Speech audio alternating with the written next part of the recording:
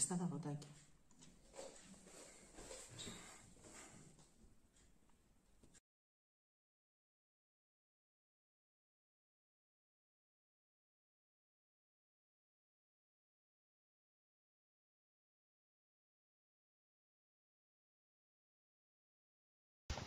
Ο κεντρικός λοιπόν δρόμος είναι αυτός. Αυτός είναι ο κάθετος. Τα τρία όπως πρέπει είναι αυτοκινήτων. Τα δύο τα διπλανά είναι των πεζών. Και στον κάθετο δρόμο αντίστοιχα το ίδιο. Παρατηρήστε ότι λειτουργούν σωστά και συγχρονισμένα.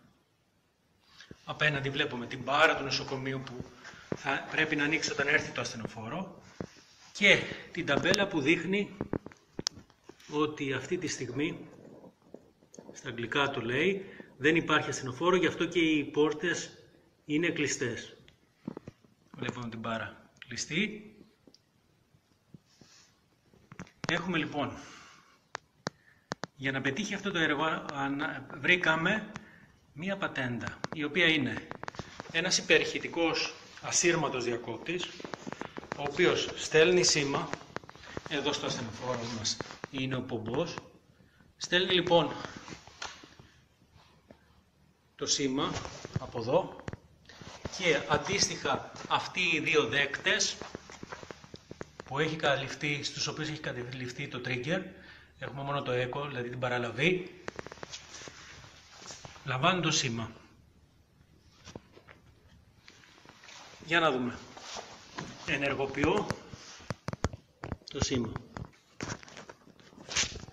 Αν παρατηρήσετε, τα φανάρια δίνουν κυκλοφορία στο ασθενοφόρο στον κεντρικό δρόμο και στον κάθετο διακόπτουν την κυκλοφορία όπως πρέπει και η μπάρα σηκώθηκε δείχνοντάς μας ότι υπάρχει το ασθενοφόρο και πρέπει να ανοίξουν οι πόρτες. Ξαναγυρίζω στα φανάρια, κλείνω το σήμα, έπεσε η μπάρα,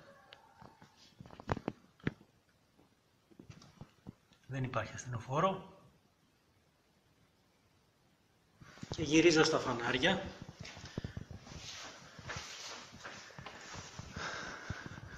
Έχω βγάλει από το ασθενοφόρο την ενέργεια, άρα δεν εκπέμπει και αν παρατηρήσετε εδώ πέρα ξαναγύρισαν τα φανάρια μας στην ομαλή λειτουργία και συγχρονισμένη όπως πρέπει.